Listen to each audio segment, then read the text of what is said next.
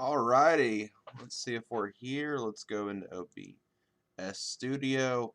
Hello, YouTubers, everybody out there, and car aficionados. It is me, the J-Man 63. Well, J-Man 63 here. So today's video is a general reaction video that we have, and I'm going to start doing some of these reaction videos to kind of bring the channel to the forefront.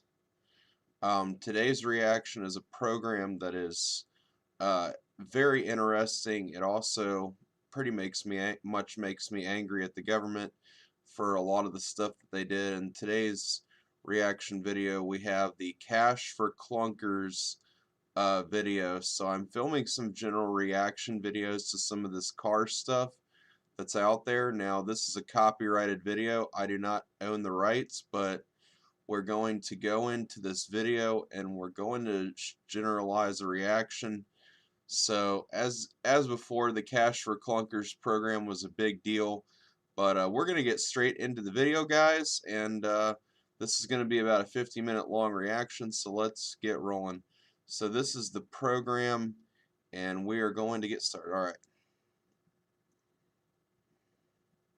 Years old, you've just gotten your license, and you've all of your paychecks from working at the Carmike Cinema. So your dad is going to take you to the used car lot to pick out a car of your very own. It's not going to be a new car, mind you, but hey, wheels are wheels, especially at this age. And so you excitedly go down to the dealership, thoughts swirling through your head about what you might be able to afford on a reasonable enough budget. Maybe a high mileage but still running Dodge Neon like the one your cousin had before he totaled it.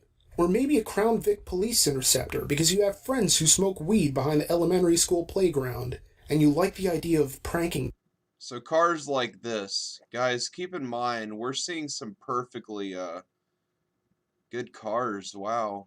Just to see some of this stuff is just terrible. Them. Or a Mercedes 380 SL, because this might be your only chance to say you have a Benz and have your SoundCloud rap lyrics actually be true. The possibilities are endless as your mind races the closer you get to the dealership. Except, well, that's not actually what happens when you get there. All those interesting cars you grew up reading about and riding in, the cars that you hope to one day drive yourself and potentially modify and maintain and keep on the road, those are mostly gone. And in their place are any number of overpriced Corollas, Camrys, Accords, and Priuses. Not that there's anything... Now, if you think about that, oh my God, if we'd had that same mentality when an oil embargo had hit, during the 70s, like Stacey David had said, we'd have no Mustangs, we'd have no Chevelles, Camaros, none of that. This is just sad. Inherently wrong with those cars in your teenage mind. Again, wheels are wheels. But they aren't what you wanted. All of your friends have those cars. Most of your family does too. You wanted to stand out, own something different, and pay for it in a single transaction with all the money you saved. No loans, no leases, no interest. Wow. Just one exchange. But then it's 2010, and the damage has already been done. You see, over the past year from where this hypothetical kid is now, a ton of cars have been destroyed in the name of stimulating the auto industry and reducing the negative impact on the environment that many older cars had created, stimulate the audio industry, in turn led to a bit of a problem for the kid hoping to own a car from before Chrysler sucked. Wow. Basically, due to the relative shortage of older used cars, the price of what remains now has surged. And this is where Uncle Matt comes in with his tales of days gone by when you could own a Chevy Caprice and not... You look at how much the prices of Mercedes-Benzes have gone up and the prices to repair those 300s. That is freaking awful. Wow.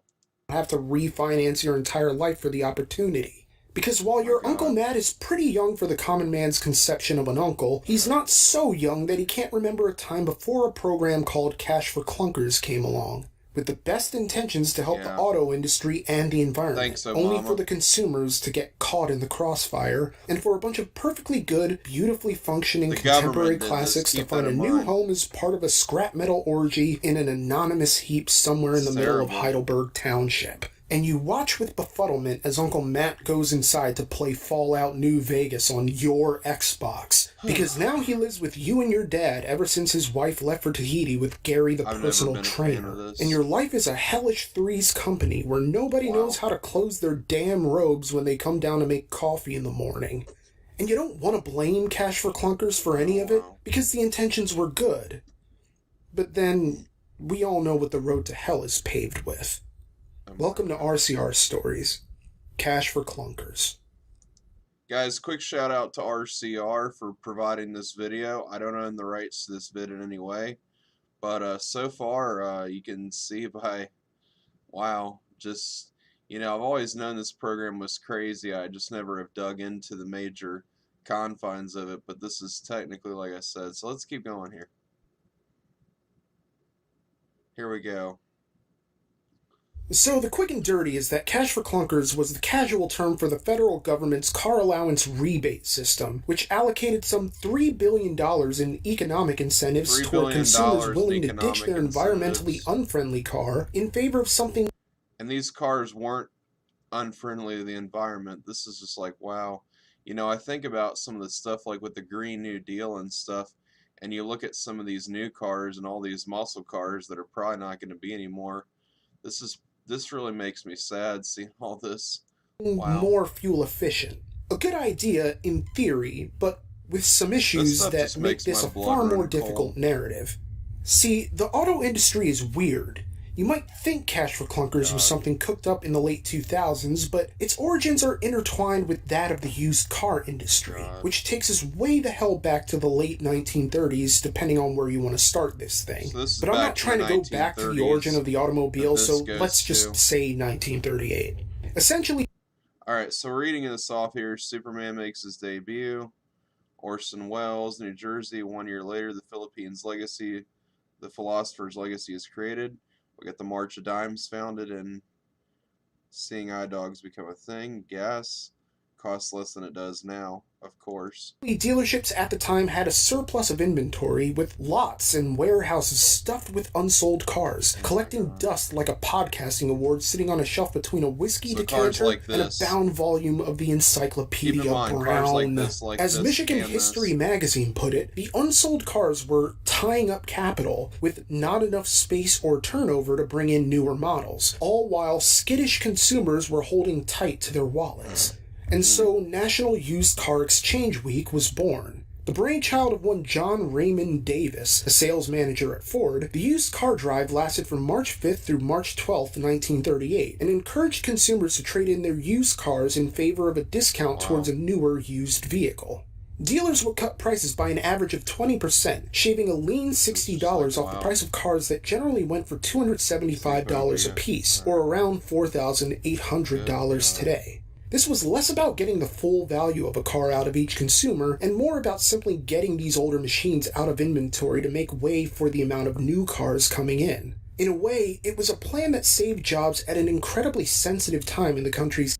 So obviously, I'm looking at this, and they actually didn't get rid of the cars and crush them, but they apparently, if they had done that better, then that wouldn't have been as big of a deal. But let's keep going. Economic history, in the sense that factories could continue to produce new cars without falling back to restricted schedules as a result of nobody buying anything being offered. During National Car Exchange Week, approximately 175,000 cars were sold. Well, they actually sold cars. 33% of which were purchased without trade-in. The dealerships made some money and cleared up some room for the latest models. Depending on how fancy you want to get with the argument, this event was a forerunner to the used car market as we would come to know it today, with competitive price slashing and promises of trade-in deals towards the purchase of a newer model gradually becoming the norm. The used car market was basically a godsend for anyone who couldn't afford the expense of buying new, considering how cars tend to depreciate in value the very second they leave the lot. The used car market has long been a vital part of the economy, not just for the revenue it generates, but for its ability to provide low-cost transportation to countless Americans, without demanding that they acquire a butt-ton of debt in exchange for not having to ride a city bus that can't keep a schedule to save its life. You I see, mean, it that used to be sucks that you because could I have work to a ride the minimum city wage bus job because and of my still comfortably disability. afford a beater I that can would at only least remain imagine. somewhat consistent in That's performance really over the 2 sad. to 3 years of peak reliability. And if you took good care of it, you could probably stretch its prime out a little Yeah, longer. Not cars always the like case, of Camrys and course. stuff I that people mean, do no take matter care how of. well you All take care those of a Hondas that run Prism, I'm not forever. sure how many years you're going to get out of it without dumping a lot of money into the effort. Wow. But hey, don't let that stop you, It's or the nail sad. technician from Cars, Empire yeah, Beauty cars School that who were loves her reliable. Pontiac Sunfire with the leopard print seat Wow. covers. But what's interesting about used cars is that, Yeah. contrary to how TV and films might depict the status of a beater, there isn't really a stigma with regards to buying used. I think There's a variety of reasons for the film why, industry some had of a which are lot to do with factual and this some whole of which deal. are just hypotheses on my part. For one, it's generally easier to finance a used car, because dealers want you to leave Wow. with a car. That's why you get so many dealers proudly declaring that they won't do any credit checks. Bad credit? No credit? Just call them Oprah, because everybody gets a car. You think about what happens with these incentives, for dealers to do this, and that loses all that because these cars that are valuable, they're crushing them. That's so awful. Wow. Also, vehicle history reports are more readily available than ever before, so that you really have no excuse for leaving with a lemon, provided everything on the report is clear and factual. Of course, these reports aren't always complete, which is a problem in itself, and part of why navigating the used car market can be so tricky. But then, much of the used car market thrives on the beggars can't be choosers mentality. If you can't buy new, you're more or less at the mercy of what's available, what's affordable, and what actually runs. As for stigma, I would argue the car enthusiast community has made buying used more palatable. What with Craigslist browsing being the new time vampire of a car enthusiast workday, whether it's from a dealership or a private seller, the internet has practically turned the used car market into a cottage industry. And some of the best cars you'll see at a given car show have passed through a nigh unfathomable number of different owners before settling next to old man Ajax with the worn-out lawn chair, the tin of skulls, and a disposable Dixie cup for the juice. Some could have argued back then that, well, the used car market is recession-proof, in that no matter how poor people get, they still need to get to work, and they'll find a way, even if it means taking out loans they can't afford to pay back. In some respects, it could be argued that the health of the used car market came at the expense of the wider automotive industry, and the economy at large, as we moved into the 2000s. Fewer Americans were buying new, and those who did weren't buying American. Japanese imports were less expensive, more reliable, and generally offered better fuel economy, and there was really no incentive to buy new when used cars were in such wide supply and with considerable variety in years, makes, and models. There was a veritable litany. So you had a supply of used cars, and you had tons of good, reliable transportation. Wow. Of different choices for quality used cars that wouldn't break the bank like they would today if you found the same models on Craigslist, sold by a man who is unwilling to negotiate because he knows what he has. From BMW 525i's to 91 Nissan Stanzas, GMC the good Nissans, Typhoons, even an 87 Buick GNX, all at your fingertips cars in like newspaper classifieds. If they were, cars from the 80s, these Regals, my God. Are local dealerships, police interceptors, Vanduras, Fieros, Fiero's my friend Parker's favorite car. SVXs and XC90s. This is sad. A treasure trove of affordable variety, just waiting for you to wrench and hoon and enjoy in any manner you saw fit. Sad. But then, the used car market, well, it changed. And in a way that very few people would argue was for the better. And it all started with an idea intended to give the auto industry a shot in the arm. But then, like your annual flu vaccine, a shot in the arm doesn't necessarily mean you're not still at risk of getting sick anyway. Yeah. This is just terrible. So in late 2008, a worldwide recession resulted in a lack of available credit, which in turn contributed to plummeting car sales across the United States. This is due, in large part, to the subprime mortgage crisis, since a significant percentage of cars sold in the United States went hand in hand with the home equity loans that were suddenly evaporating, with 24% of car sales being financed this way before the collapse, as listed in a report by Atlanta-based financial services firm Synergistics Research Corp. That's a large segment of the market, financing their cars through a method of funding that was about to go belly up. Suddenly, 30 years after the government bailed out Chrysler, they were right back at square one, this time with GM in the fire alongside them. Ford had been able to avoid bankruptcy thanks to a line of credit they applied for and received in 2006, which wasn't so much a lucky break for the company as it was the result of some preemptive planning. As explained in a New York Times article by Bill Vlasic, it was Ford chief executive Alan R. Mulally who offered to mortgage company assets in exchange for billions in loans to provide, quote, a cushion to protect for a recession or other unexpected event, end quote. Wow. At $23.6 billion, these loans pretty much saved Ford. Well, that and the notion that even in a recession, Americans still wanted their damn pickup trucks. But of course, for example, with a loan, in 2008, Chrysler sold 335,108 units across all models. Ford, meanwhile, sold 515,513 units, topping Motor Trend's list of the best sellers of 2008. And that was just for their F-Series pickup line. So while it's not as if business was particularly good for anybody at the time, it was clear that some had it far worse than others. Case in point, due to severe cash shortages, GM and Chrysler asked the government for emergency loans to avoid bankruptcy and liquidation proceedings. In fact, the emergency was dire enough for us to team up with our neighbors to the north, as Canada went in on a deal with the U.S. government to provide $85 billion in bailout bucks to get the auto industry out of the fire. But while the $85 billion solved the immediate issue of the legacy debt owned by both companies, it created a change in the status quo, as the U.S. Treasury now had majority ownership in GM, and the United Auto Workers Union, alongside Fiat SPA, owned a majority stake in Chrysler. The government suddenly had a far more vested interest in the automotive sector, especially in the wake of a nearly concurrent oil crisis which lasted from 2003 to 2008, just as they did. I mean, seriously, though, guys, because of an oil crisis, I mean, you think about that, that's kind of shocking that happened, because there were so many rare cars like Regals and stuff, Fieros, things like that, cars my friend likes, so, my God, these are cars now, these 80s cars are considered modern classics. That's just terrible. Yeah, just think about that for a sec, if we'd had that mentality then, we just think about the 70s when that had hit. Oh my God, the cars they would have destroyed that are worth, thousands, if not millions of dollars now, that are classics now at car shows. This is just, wow. And I think this gets worse, so I'm sure my reactions are going to be a lot more expressed, but oh my God. During the period of the Arab oil embargo in the 70s, consumers began to pass on big gas guzzlers in favor of smaller, used cars.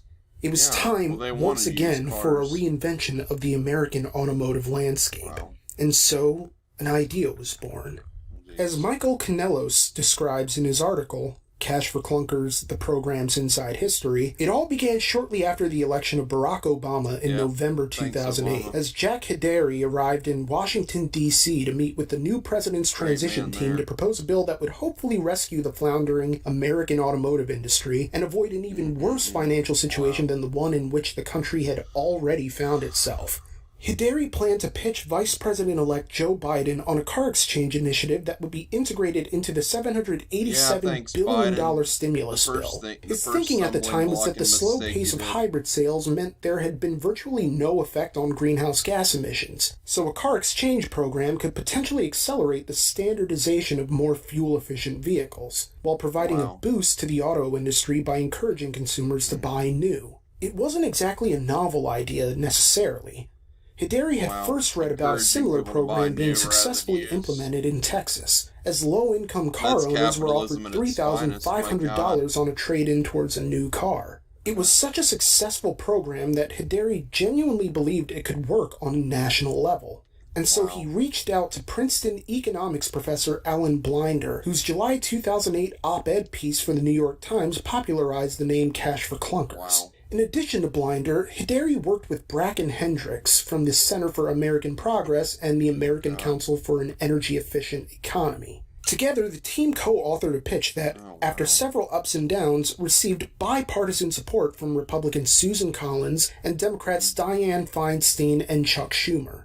If nothing else, the program's foreign equivalent Chuck seemed to show Schumer, that such a thanks. plan could actually This is all work, 'cause at of least in Democrats. theory. Wow. Germany had implemented their own successful exchange program that saw nationwide car sales increase over Democrats 20% have in only the gotten first worse. month of their initiative being put into action, according to stats from the German Association of the Automotive Industry.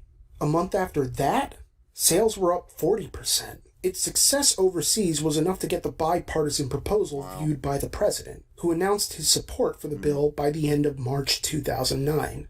Eventually, the House approved the creation of the CARS Act by a vote of 298 to 119. This was a An bill. abbreviation of the Consumer trickle Assistance down, to guys. Recycle This and Save affects Act, you the bill was sponsored by your Representative auto Betty parts. Sutton of Ohio and would allow trade-ins on vehicles with a combined fuel economy of 18 miles per gallon or less, which is all well and good, except, politicians began butting heads. On the one side So 18 miles a gallon, cars that can be made fuel efficient, like Tahoes and stuff, that's pretty damn sad. was the bipartisan bill sponsored by Collins, Feinstein, and Schumer, and on the other side was another bipartisan version sponsored by Republican Sam Brownback and Democrat Debbie Stabenow. The difference in the two bills was the focus on fuel economy, as the Collins, Feinstein, Schumer bill required fuel economy of 17 miles per gallon or less on trade-ins looking for a bigger voucher. The Collins, Feinstein, and Schumer bill would also have offered multiple levels of different vouchers based on the nature of the trade-in. If you were trading in your older car for something that was 7 miles per gallon more efficient, you were allowed a voucher of $2,500 towards that purchase, whereas It's not that much toward a new car. That's barely anything. you were offered $4,500 towards the purchase of a vehicle if it was 13 miles per gallon more efficient than your trade-in.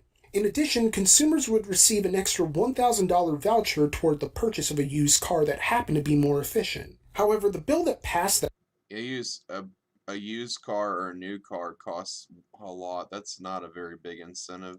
the House was focused more on getting people to buy new. And in a weird way, it kind of made sense, People weren't thinking about how the used car industry could help the economy, or even how much of the economy the used car industry really accounted for. Politicians seem to equate boosting the auto industry with purchasing new vehicles, which is why one of the stipulations attached to the bill was so nonsensical. But more on that later. As the government entered into negotiations over just what the bill would entail and the amount of funding that would be allocated to the new program, there was some saltiness in the Senate about Cash for Clunkers being glue-gunned onto a war supplemental funding bill and an 11th hour change that called for the program's funding to come from deficit So they wanted war funding as well. Wow. spending instead of the stimulus package that had initially been proposed and agreed upon. After much hemming and hawing, a vote of 91 to 5 saw the funding bill pass in the Senate.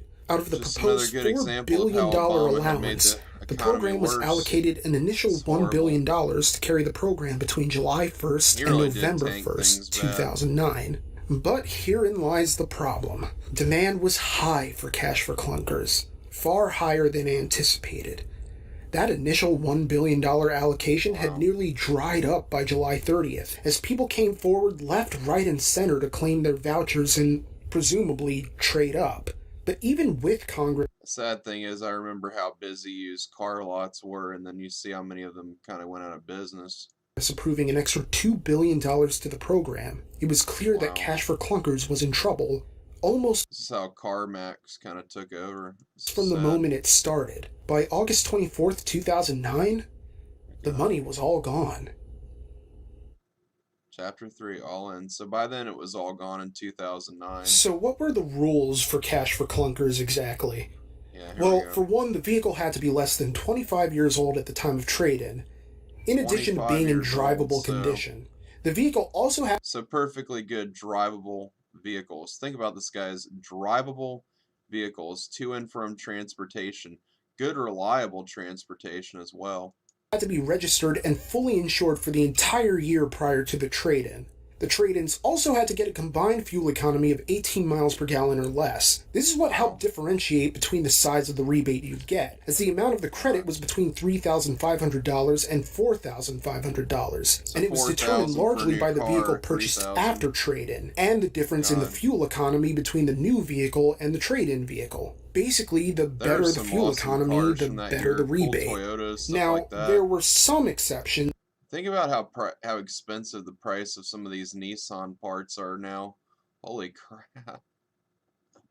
Such as work trucks. And this is straight from an archive of cars.gov, which explains why the rules are a bit different. Terrible. For clarity, trucks were split that work truck car, oh my into three categories. The Category 1 truck includes non-passenger automobiles, as well as SUVs, small and medium pickup trucks, and small and medium passenger and cargo. These were all good pickup trucks. Wow, really good. You know, grocery getters, stuff like that. That's, wow. Vans. A Category 2 truck is a large van or a large pickup truck based upon the length of the wheelbase. More than 115 inches for pickup trucks and more than 124 inches for vans. A Category 3 truck is a work truck and is rated between 8,500 pounds and 10,000 pounds gross vehicle weight. This category includes very large pickup trucks, those with cargo trucks that are useful. This is really sad. Beds 72 inches or more in length, and very large cargo vans. As a Category 3 truck under the Cars Act, work trucks are not rated for fuel economy by the EPA. Therefore, a work truck's eligibility for a rebate didn't depend on fuel economy. It was more of a size and age thing, sort of like casting in Hollywood.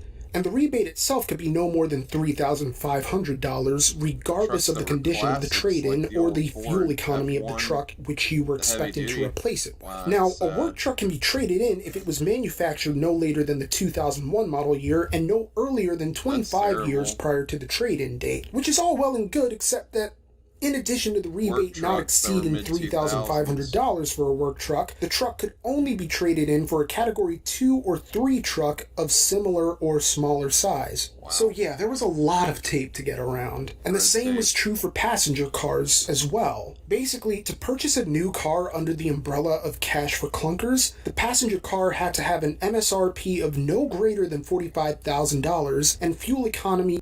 So an MSRP of no greater than $45,000 passenger cars. So there were some really probably high-end cars that might have been, wow, this gets worse and worse and worse.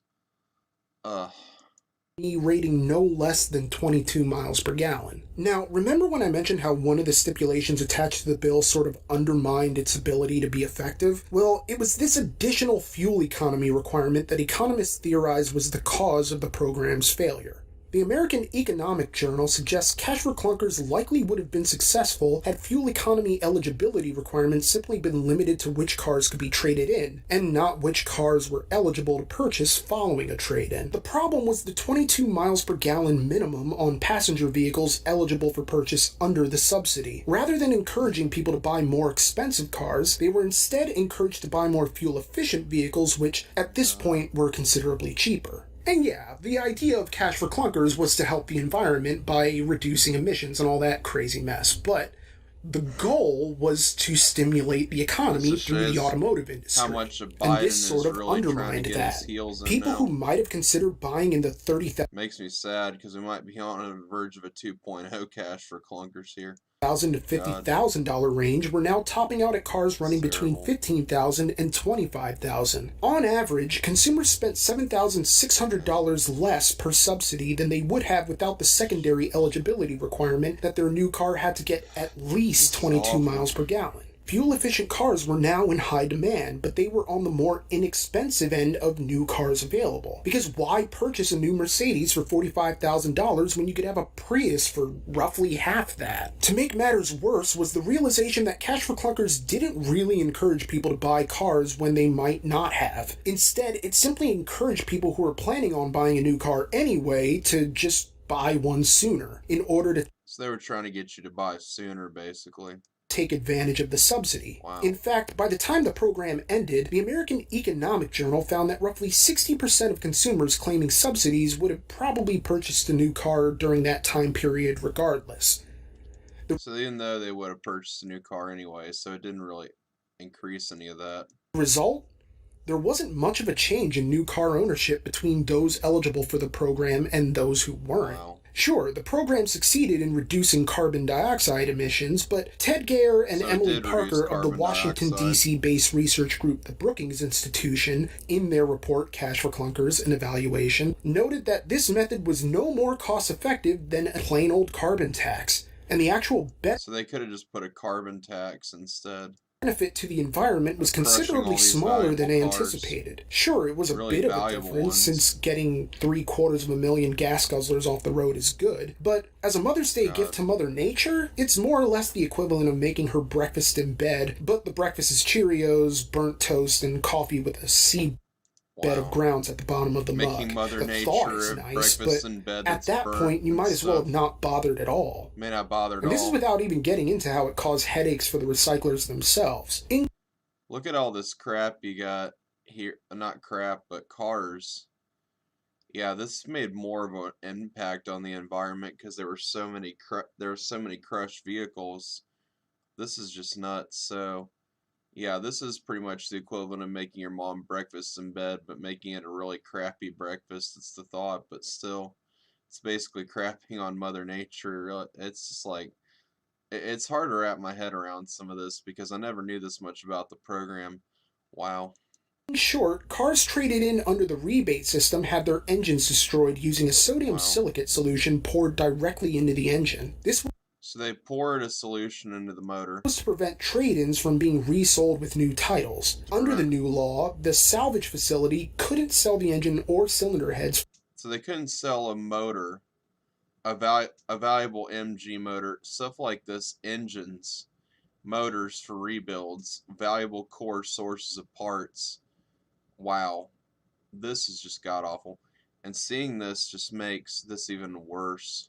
From a trade-in, nor could they sell a rolling chassis from the vehicle. All other components were fair game, although these components typically weren't as valuable as what they were being asked to destroy. The So law also that mandated that the game, hull of the vehicle, for lack of a better term, had to be destroyed within 180 days from trade-in. So they had to destroy these cars in 180 days from the trade-in.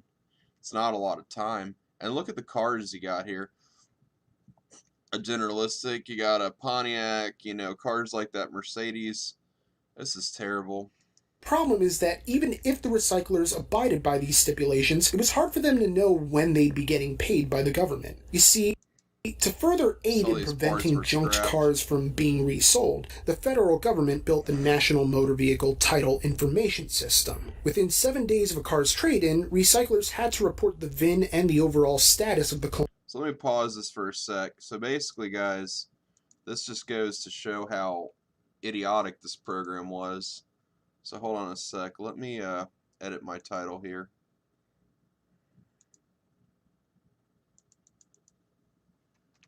Cash for. Sorry about this. I gotta go in.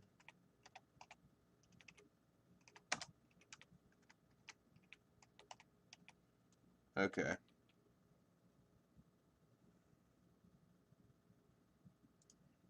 We'll edit the thumbnail later. Alright, so we're 31 minutes into this vid. Okay, we're back to the reaction. Now, I'm going to go back to making my video here. Alright, so we're in live stream again, back here. Alright, so let's get back to the reaction because this is just crazy, guys. I have a hard time comprehending some of this stuff. It's just like, wow. Alright, back to the full screen. Clunker to the information system, but the public site and the dealer site shared a server, meaning the site often became overloaded to the point of crashing, which then meant paperwork was backed up and payments to recyclers were delayed. It got to the point where it almost didn't make sense for a recycler to participate in the program because they were basically setting this up for failure right from the get-go. Because even if they did get paid by the government, odds are they could have made more from the parts they destroyed. In a sense, it felt as though anything that could have gone wrong did. And that's because... So this is a whole plan to fail to plan. Look at all these parts. Good lord, I really hope these aren't the parts that got... This is just insane, all these engines. Well, virtually everything that could have gone wrong did. Pretty much, yeah. to the loss, and this is going to be probably By the the worst time one. Cash for Clunkers came to an end, 690,000 vehicles, approximately, had been taken off the road, with $2.8 billion in funds being used. 690,000 vehicles taken off the road. And I suppose this is where we get into what really bugged auto enthusiasts about Cash for Clunkers, especially today. The destruction of rare, classic, or... And some of the 2JZ Supras, you think about how rare those are. This is so sad. Japanese import classics, 300SXs, Subarus, things like that. I mean, my God. And it's sad because my friend Parker loves all these Japanese classics, and look at all these vehicles that are friggin' like going to waste. This is just awful. Cars that are Japanese, the classic ones. It's just sad. otherwise perfectly serviceable vehicles. The Detroit Cars with the LS motors, Jesus. Free Press, by way of data from the National Highway Traffic Safety Administration, discovered that the range of cars destroyed in Cash for Clunkers included cars of varying degrees of expense and rarity. Now, I initially had a full list of cars that had been scrapped by These are rare vehicles, too. Cash for Clunkers, only to realize that many of the ones I assumed to have been destroyed were actually spared at the last minute. So I'm going to focus... Thankfully they spared some, that's good. Mostly on a handful of cars that, from my research, I'm certain didn't survive. Which is not to say these models are completely extinct, but I don't know exactly how likely you are to find one of these out in the wild. Nowadays, now, one of those cars is the GMC Typhoon. Oh my God. These are cars, okay, keep in mind, these are cars that were scrapped that are hard to find now because this Cash for Clunkers crap. Vehicles like this, if you can see, oh my God, the GMC Typhoon. Fewer than 5,000 were produced for the 5,000 were made. model year, and hell, Clint Eastwood and Bob Seger daily Typhoons in their day. In 1991, a Typhoon was capable of going toe-to-toe with a Ferrari of the same era, going from 0 to 60 in just over 5 seconds. I mean, cars like my friend likes, Parker, it's like, damn. It's awful.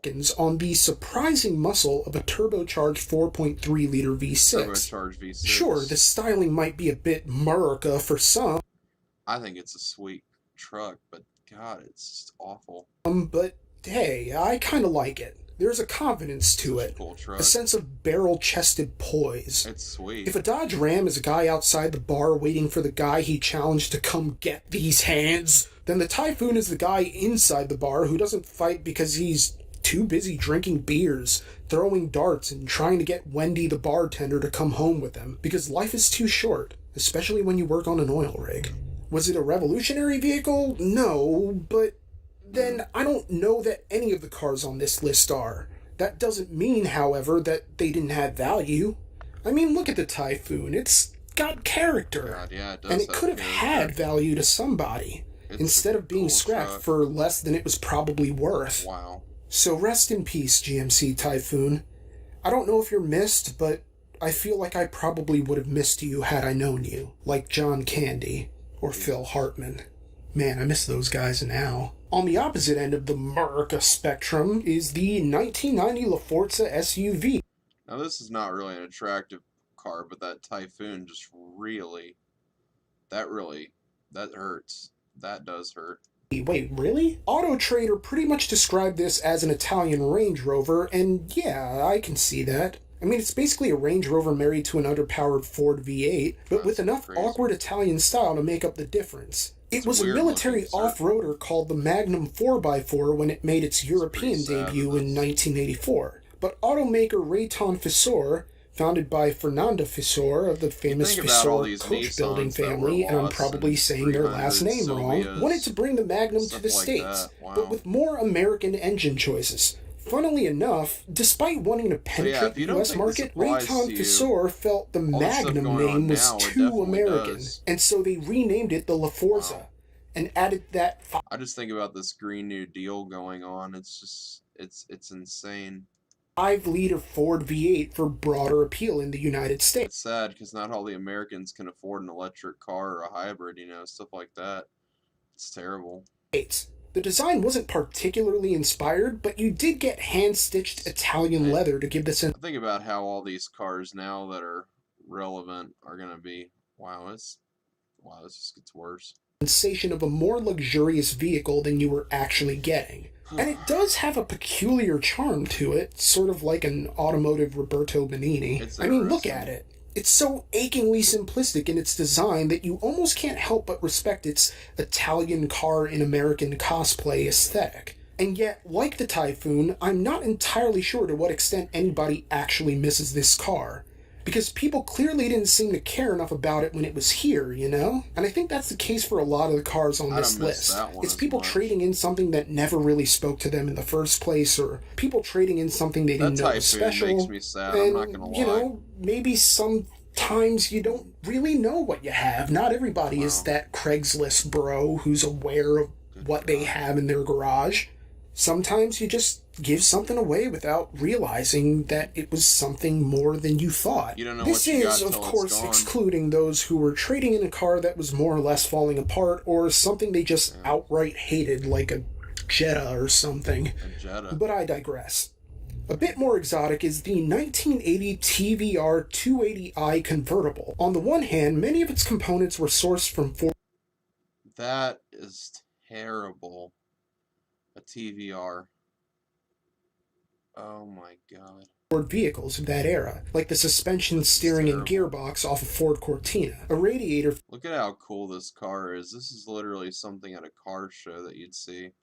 From the Grenada Mark II, rear lamp clusters from a Capri, and the 2.8-liter Ford Cologne V6 engine, getting around 160 brake horsepower and 162 pound-feet of torque. It's got a nose longer than my Isle of Man TT video, and apparently has a tubular space frame chassis. But it's different. It had a tubular chassis. So stiff, it's an understudy at Brazzers. Wow. It also gets its differential and rear brakes from the Jaguar XJS, as if it hasn't borrowed enough already. But on the other hand, this is such a visually distinctive car that it still seems more exotic than you would think from what's It's definitely an exotic-looking car. I mean, wow. Underneath the hood. It stirs to mind images of a man who can't remember if he bought that Hooters franchise in a haze of drunken irony or a fog of sober madness. It's a car he knows his son will grow up to one day crash, or trade in for far less than its value after he's dead. Meanwhile, the 1992 BMW 850i seems less concerned with coming across as exotic. It's more about projecting affluence and a diversified stock portfolio. Its cost in 1992 was approximately $100 large. Aesthetically, the 850i screams money from the top of the New York Coliseum. Old money, new money. This car is a person who faints when someone asks for jelly at a place that only serves all fruit. Could you do better? Sure. But you could also have done a whole hell of a lot worse. BMW 850i, sponsored by ad executives whose mustaches smell like secretaries and Grey Poupon. Not even the Monopoly guy was rolling around in this thing, not since he ended up in jail due to tax. That 850i is sweet. I hope they didn't. I want to see if they destroyed some of them or not. That's crazy. Evasion over that hotel on Baltic Avenue. Cool. Now Uncle Pennybags is doing 15 years next to a cellmate with sleep apnea who spends most of the afternoon making toilet wine. Mr. Monopoly. And these are just individual vehicles. Cars like the Typhoon and the La Forza SUV were joined in the graveyard by a litany of the lost, such as the 20th anniversary Pontiac Trans Am, the Pontiac Trans Am. Wow, anniversary car. 1985 Audi Quattro. Look at all these cars. These are the ones listed that were lost. So let's go through the list. A 1988 Aurora. The Audi Quattro, a rally car. Wow, this is terrible. Or a Cobra. The Aurora Cobra. And look, you got the Buick Funeral Coach Mustang. A 1996 Camaros. And the Hall of Oates cassettes they contain. Black Funeral Coach. And any number of Mustangs and Camaros of various generations. Wow. The graveyard is littered with the kind of style and 80s muscle that could have main evented the Philly Spectrum against King Kong Bundy. All this 1980s stuff, this is terrible. This is why all the 80s cars are becoming super relevant. Going mostly off of the archive of trade-ins from cars.gov, so while it's possible that some of these cars were ultimately spared, it's still stunning to see so many of these cars on this list in the first place. This is before even getting into the groupings of cars that were junked, such as over 1,000 Jaguars, 14 USPS Ford Explorers, nearly 2,000 Oldsmobile Auroras, 327 Supras, 61 Supras. A lot of Japanese car enthusiasts. How many Supras? Hold on, I want to go back and listen to that again. Yard by a litany of the lost, such as the 20th anniversary Pontiac Trans Am, the 1985 Audi a lot of Supras, wow. Quattro, a 1988 Aurora Cobra kit car. It almost makes you want to cry. A 1996 black funeral coach, and any number of Mustangs and Camaros of various generations. All these the graveyard classics. is littered with the kind of style and 80s muscle that could have main evented the Philly Spectrum against all the 80, yeah, King Kong Bundy.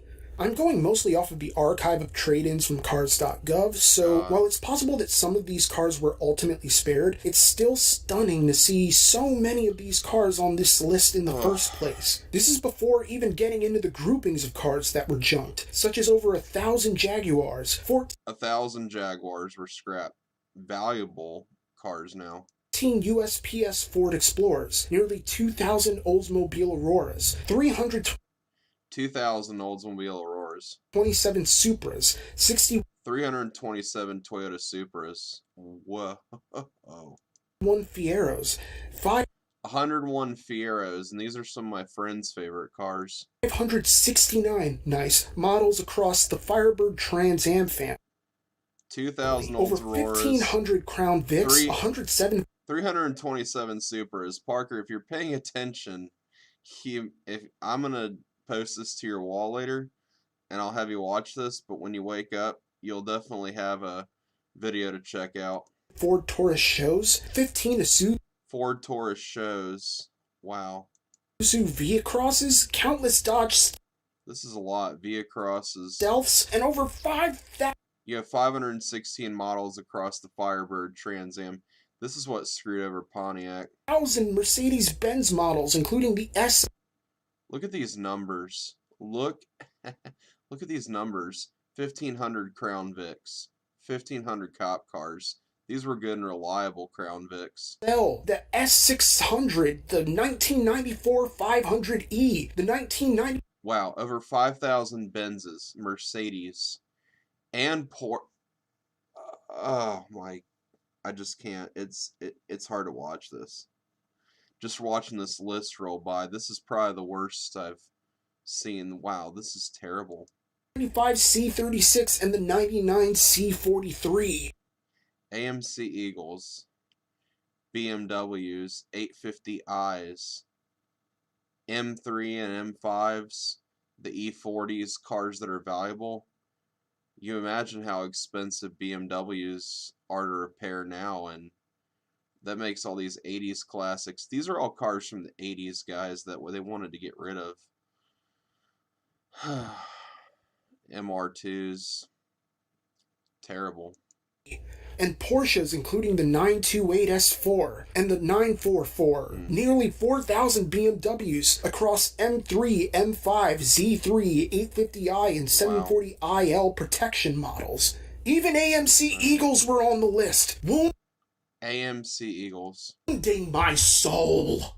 Of course, the majority of trade-ins weren't all that exotic in the grand scheme of things, but that doesn't mean you can't still pour one out for the lost. According to Consumer Guide, the 10 cars most turned in under cash for clunkers were, at number 1, the Ford Explorer 4-wheel drive. Number 2, the Ford F-150 2-wheel. Okay, now these are the most turned in cars that they got rid of. Drive. In third, the Jeep Grand Cherokee 4-wheel drive. Okay, Jeeps. Grand Cherokees from the 80s. And number 4, the Ford Explorer 2-wheel drive. Number 5, Dodge Caravan. I don't really care much about the Caravan, but let's see what number else 6, the Grand Caravan Cherokee. Wow. Caravan Jeep Cherokee 4-wheel drive. Number 7, Chevy Blazer. That's terrible. The old K5 Blazers that aren't even much anymore. There's not even that many of them. The old K5s. This just gets worse. Four-wheel drive. Number 8, Chevy C1500 Don't really care about the Windstar, but pickup, two-wheel the drive. F-150. Number 9, wow. the Ford F-150, four-wheel drive. And number 10, the Ford Windstar. God. So yeah, not that surprising, honestly. I mean, they're all big and American and gas-thirsty, but the money didn't exactly stay with American automakers once those cars were traded in. The top cars purchased under Cash for Clunkers were from majority foreign automakers. They were, number 1, the Toyota Corolla. Number 2, the Honda Civic. Number 3, the Toyota Camry. Number 4, the Ford Focus. Number 5, the Hyundai Elantra. Number 6, the Nissan Versa. So yeah, not that surprising, honestly. Let's go to the wait. I want to see this part again. Hang on. I mean, they're all big and American and gas-thirsty, but the money didn't exactly stay with American automakers once those cars were traded in. The top cars purchased under Cash for Clunkers were from majority foreign automakers. They were, number 1, the Toyota Corolla. These were cars that were purchased. Number 2, the Honda Civic. Number 3, the Toyota Camry. Number 4, the Ford Focus. Number 5, the Hyundai Elantra. Number 6, the Nissan Versa. Number 7, the Toyota Prius. Number 8, Honda Accord. Number 9, Honda Fit. And number 10, Ford Escape, two-wheel drive. What's strange is that out of several cars submitted for the program, many shouldn't have even qualified in the first place since, according to EPA estimates, they each made more than 18 miles per gallon. So there were cars that were Japanese pride that made more than 18 miles to the gallon, so these were cars they shouldn't even scrap. This was all in a rush to just get rid of their dad's old Corolla or their dad's old Supra. This is sad. It just, like I said, this is worse and worse and worse. I want to see if this actually helped the economy. Let's keep going here. For instance, there's a Dodge Neon and a Hyundai Accent among the list of trade-ins that really shouldn't have been in there in the first place. Neons and but then, Accents. I suppose that in some regards, Cash for Clunkers failed because it was a strangely inconsistent system, whose benefits didn't seem as clear as its more problematic components. Chapter 5, you'd be surprised. Alrighty. And at last we come to the time where we get into the biggest issues surrounding Cash for Clunkers in the long run. First and foremost is the simple reality that Cash for Clunkers wasn't nearly as good for the environment as expected. Wow. Why? Well, the Brookings Institute study estimated that Cash for Clunkers cut greenhouse gas emissions by the equivalent of removing 5 million cars from the road, which... So the greenhouse gas emissions was surpassed by removing 500 million cars. That's wow. Honestly makes no sense to me, but then that's stupid. I was a liberal arts major, so I don't understand math. The problem was that the cost of getting to this emissions reduction was high, without the emissions reduction being all that high itself, since many of the cars trade... So this was a catch-22. We dumped more cars into junkyards, yet it didn't. It's terrible. In were near the end of their lifespans anyway. The American Economist noted that the average mileage for junked vehicles was around 160,155 miles. But the big environmental failing of Cash for Clunkers was that many of the cars traded in weren't recycled as completely as they could have been. According to the Automotive Recyclers Association, nearly 100% of a car is recyclable. Yes, even, hell, especially the engines that... So all these engines were scrapped. You think about how many 2JZs and stuff like that. Wow. Recyclable motors that were good core part sources. So engines that are like the holy grail of tuner cars and stuff. Wow, this is terrible. That the government ordered junked. Many of these perfectly good engines could have been used in other cars, but they... Yeah, perfectly good motors. They weren't, which caused an environmental cost deficit since the amount of resources that went into manufacturing the engine were no longer being repurposed for any actual use. So these were motors that could have been repurposed to fuel the industry. More troubling still, the shredding process resulted in Herculean tons of chemical waste ending up in landfills across the country, all while ignoring countless things that could have been recycled. Stuff that didn't even help the environment. Wow. That in a lot of cases weren't. Stuff like the plastics. Yeah, I'm going to say it. Screw you, Obama, and screw you, Biden. the various fluids from a car, whether it's transmission fluid, brake fluid, oil, gasoline, or even the freon from the air conditioners. All missed opportunities through this program, because the program was largely centered on the correlation between carbon emissions and overall fuel economy, neglecting to recognize that there's more to a car's potential effect on the environment than what you can quantify in a trade-in. Secondly, some of the cars submitted for Cash for Clunkers weren't recycled at all. Some of the cars traded in were simply resold because it was an easier and safer way to get money than to wait on the government to come through with whatever GameStop trade-in deal they were offering. That's how you ended up finding Pontiac Trans Ams at car auctions, selling for double what they're worth. You look at how much, cars like the Trans Am, the Fiero, wow, this killed Pontiac probably. Or what the government would have paid in scrap. Cash for Clunkers ended up creating this segment of automotive consumerism where private sellers have acquired cars that, once common, had now become rare. And you had to pay a premium if you wanted the chance to relive the golden days in a car that, for all intents and purposes, didn't really exist anymore. Granted, this isn't exactly a new phenomenon, but from a purely anecdotal standpoint, it seemed to increase post-Cash for Clunkers. Wow. But then maybe that's confirmation bias, recognizing the rise of Craigslist and seeing a bunch of cars I like that I'm priced out of owning. But, the more... So this locked out a market of people from the 80s that could get some really cool cars that were really kitschy. Horrible. Things change, am I right? Thirdly, the destruction of many perfectly serviceable cars created a used car shortage. No longer could low-income workers find cars that were both affordable and reliable without taking out some sort of car loan or signing up for some predatory financing plan. So there was no way. They had to sign up for a plan or get rid of their car. And this is because Cash for Clunkers was constructed to target those who were willing and able to buy new. But not So they were targeting people, basically. Not everybody can afford the luxury of buying new. In fact, many people seriously damaged their own credit scores by... So this damaged people's credit scores because, as stated, not many people are able to buy new cars, obviously. by taking on debt they couldn't pay. And yes, And it gave people debt.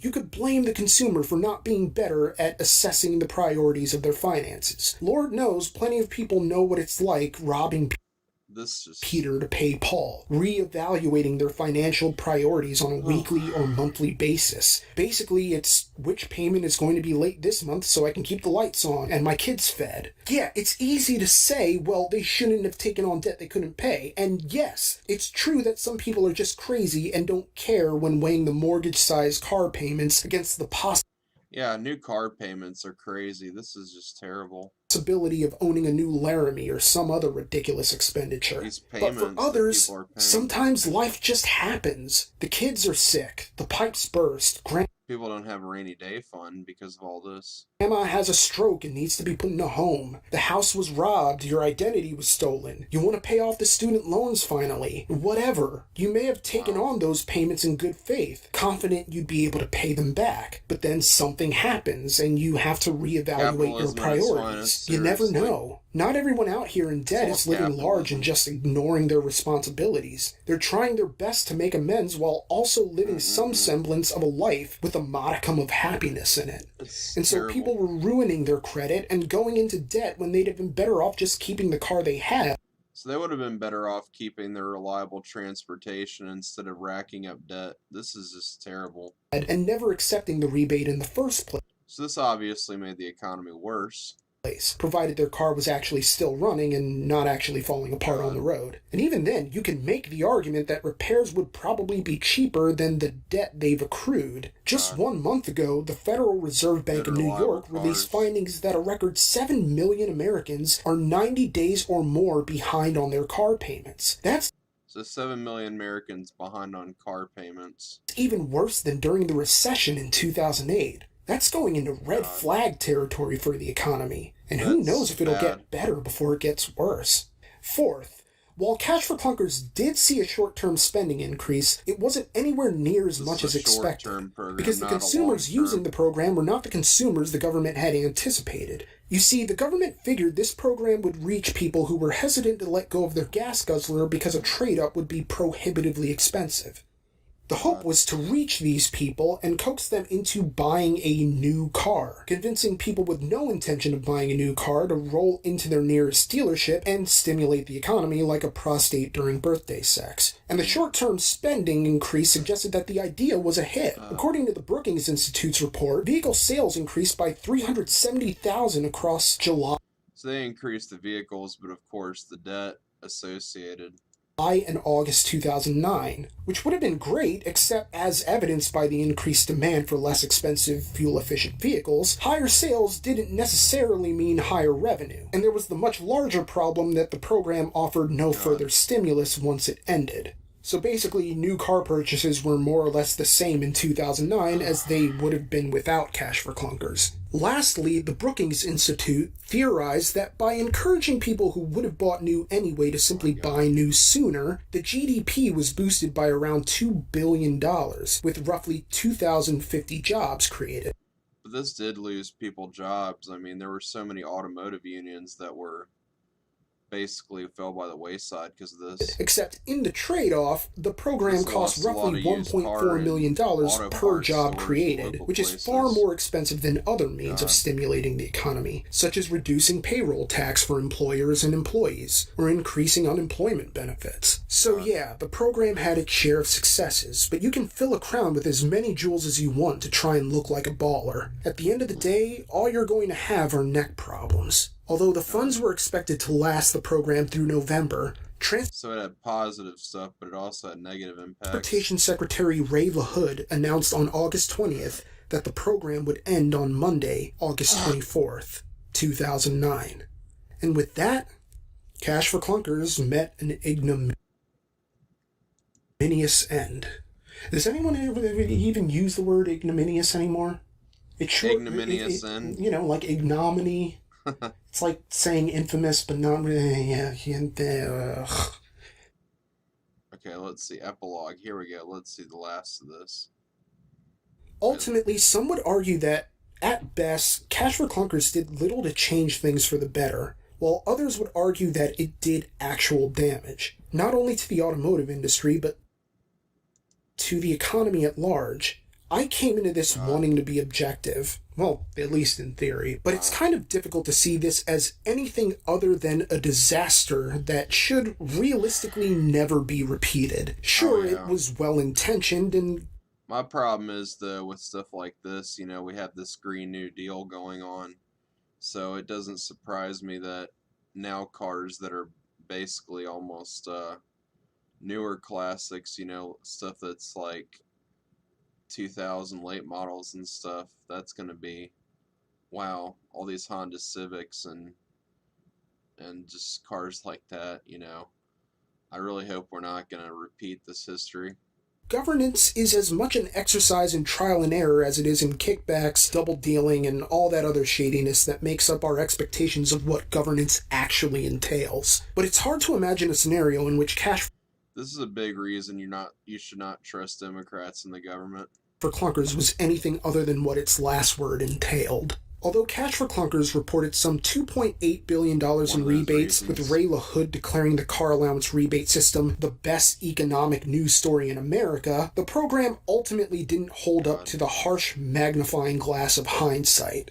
Economic advisor Austin Goolsbee noted in 2011 that the Obama administration misjudged how quickly the country could recover from the economic damage of the 2008 economic collapse. Although he would claim that despite the criticisms of the program, it, quote, warded off a depression. Of course, even though the government ended Cash for Clunkers, that... So, my buddy Parker, if you're watching, please take some notes of this video and understand. I know that this is probably, like I said, hard for you to watch, but think about cars like this, guys. Cars that were, like I said, you know, good transportation. This is just terrible. doesn't mean it didn't continue. And this is why you only see Fieros at car shows now. At the state level. For instance, the state of California has its own Cash for Clunkers car California.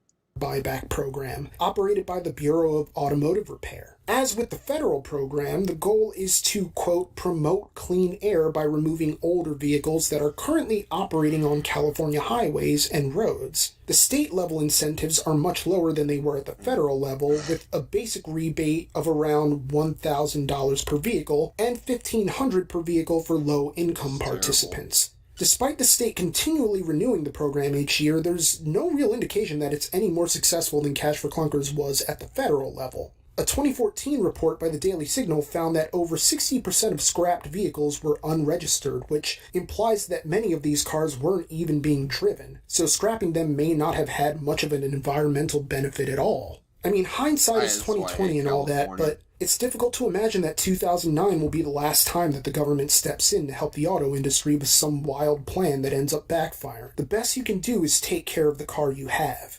Be mindful of your finances and try your best not to fall into the trap As my mom said, the cheapest car is the one you own already, and obviously, of predatory lending practices. Because you never know. Sometimes life just happens. But also, if a deal seems like it's too good to be true, it is. it probably is. It's a deal that seems too good to be true, and yeah. Alright guys, so let me put a disclaimer in the video because obviously I was using somebody else's, so this guy's channel, Regular Cars, and he's got 2,000 comments. I am going to link this video in the description, but I wanted to use RCR's story video, so I'm going to put in the comments, link my video to his, obviously. So now, in obvious closing, this is just me open up OBS. Oh, it's just going to go back to my infinity loop. Okay, never mind. So in closing here with my hour-long stream, it's just terrible. I mean, to see that cars like this were, basically gone because of all this. Wow, this is just really terrible. So like I said, you guys might want to take some notes. Like I said, you think about cars now that are absolute classics and stuff, things like that. It is just crazy. Wow. I don't know what to say.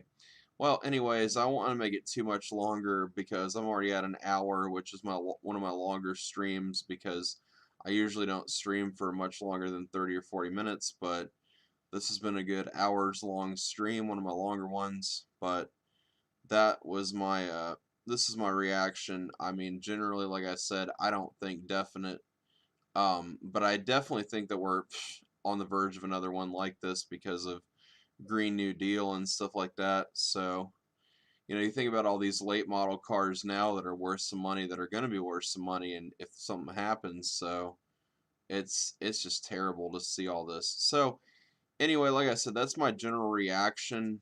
But a friend of mine's told me to start doing some of these, and we'll get more into some programs and stuff, and some of the general like interesting stuff if I dig up some content, some local channels. But as I said before, I will link the video in the description, and we're gonna stop the stream right there.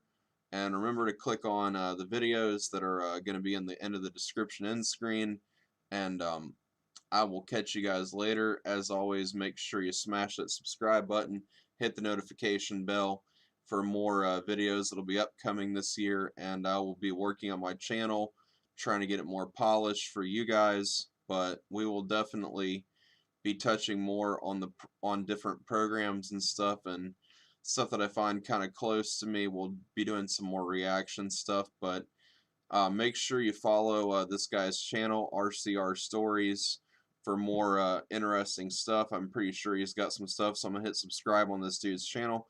Um, I'm fairly certain, I hope I don't get copyright for using this guy's video, but as I said before, I'll link it in the description, and I will see you guys later. Remember to check out the JMan63 for more videos, and remember to click on the end screen. I will see you guys later.